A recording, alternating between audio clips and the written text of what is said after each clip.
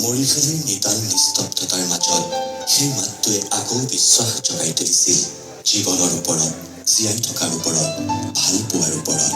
সেই মাতটোৰ নাম জুবিন গাৰ্গ।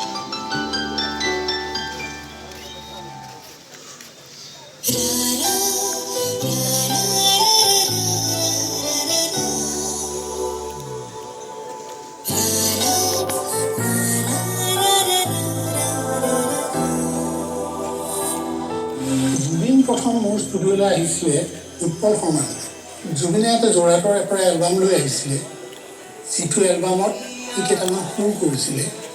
সেইকেইটা সুৰ শুনি আৰু সি যেতিয়া গাইড ভইচটো গাইছিলে, তেতিয়া মই উৎপলক কৈছিলোঁ যে উৎপল, তোৰ জুবিনকে গাবলৈ দিয়ে গানকেইটা, ইমান ভাল গাইছে সি।